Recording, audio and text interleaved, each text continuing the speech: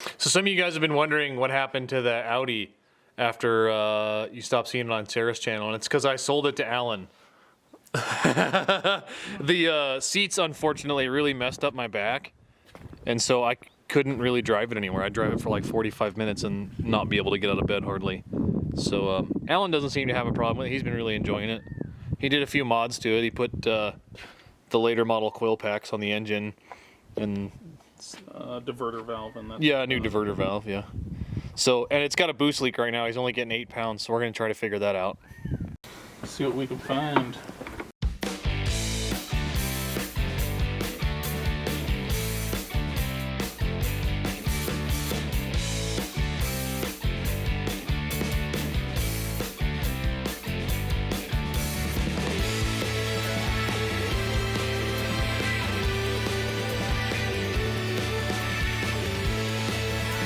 This is our boost tester. It's literally just an 1.25" rubber coupling from Ace Hardware and a 1-inch PVC cap with a 1/4" MPT thread straight to an air hose.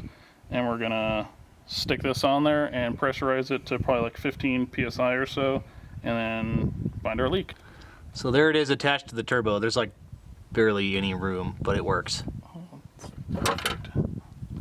All right, fire in the hole.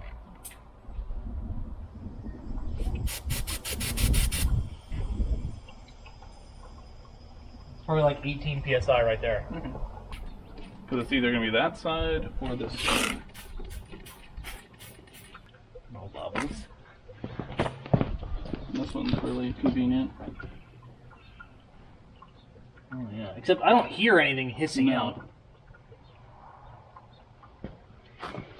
Should we put a little cap on that so you don't have to hold it? And if you got one. No bubbles from that.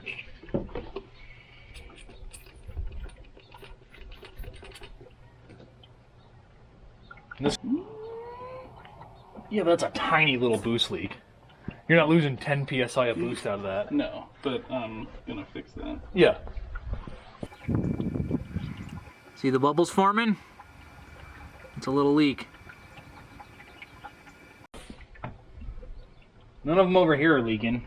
I mean, I'll spray the bottom ones just to double check, but... I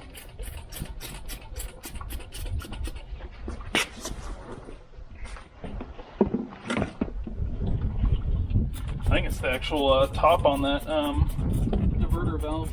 It is Chinese. Hey, hey. It's a nice unit. No leaks over here at the intercooler. Okay. Originally, when I did the coil swap, it came with a little adapter piece that would connect and bypass the original ICM, since the new 2.0 coil packs no longer need it. And put it all together, and of course I was in a rush to get somewhere and still had a misfire, and if I touched the harness it would actually run right or worse. So the harness that I got ended up literally just coming apart in my hands, so I just kind of ghetto butt spliced them together just so I could get on the road, and then now we're gonna actually solder it in and fix it properly.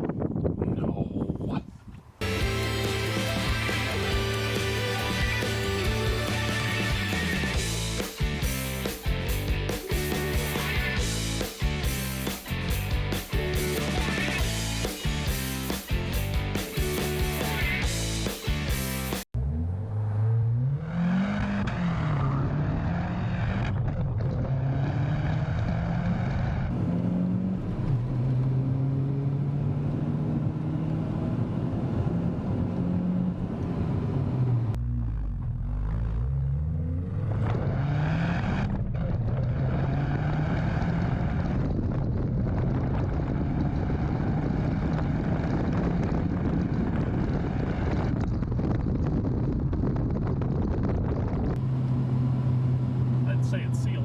Yeah. 22 pounds pretty solid for that little POS Chinese turbo. So, of course, this thing puked its guts up again and filled my crankcase with $30 of oil in it full of gasoline. So, I'm not going to procrastinate this time and actually pull the carb off and go through it.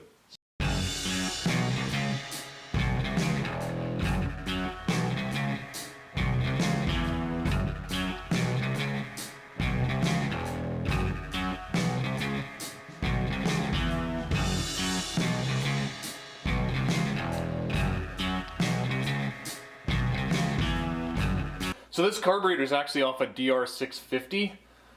When Alan still owned that bike, he did this conversion. You have to machine this little spacer that adapts this carburetor to the 400 boot.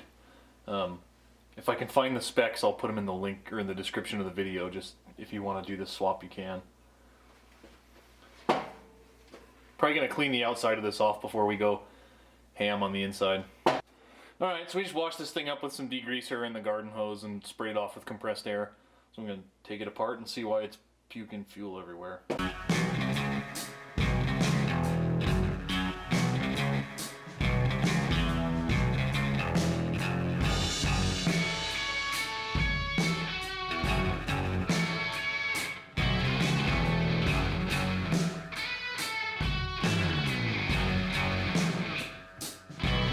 Alright, so we blew it out with compressed air and carb cleaner and got the inside guts all cleaned up, and nothing was wrong with it running wise, it just leaked, but if we gotta take it apart, you might as well clean it.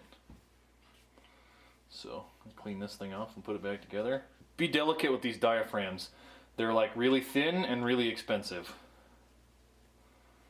I think last time I looked for one of these through Suzuki, it was like $45 or something just for this diaphragm. I think you can get a whole carburetor on eBay for probably the same. I paid $60 for the carburetor with a $60 jet kit. Yeah, so and throttle cables. Don't F up that diaphragm.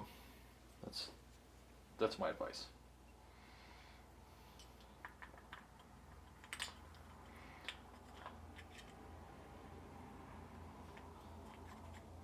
The needle So, is, yeah.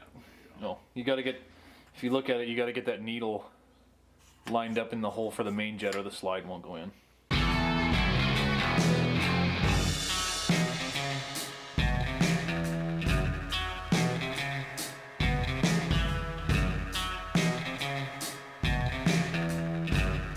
So you got your little needle. I put the spring on. Then the washer. Oh, come on, focus. Focus. Then the washer. Come on. I feel like AVE here. And then I'll put the washer on over top of that. Or the O-ring, sorry. And that like holds it all together in its assembly, so when you go to screw it in, you don't have to fumble with all the parts.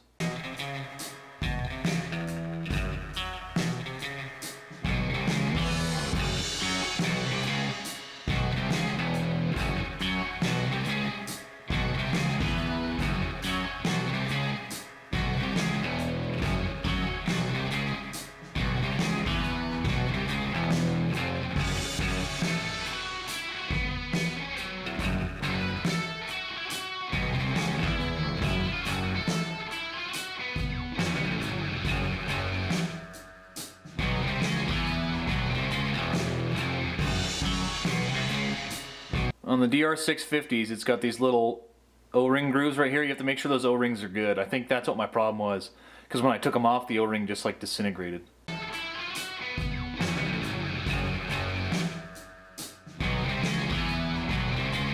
Alright, and then according to the interwebs, when you set this back in the carburetor, the float should be parallel with the gasket surface for the bowl. And then you look right here, and that casting line on the float should be level with this surface here, and it looks, honestly, it looks a tad low, which is okay with me. I'd rather have it a little low than too high, so we're gonna leave it alone. So the last step is a new bowl gasket, and put it back together, and then change the oil again. Whee!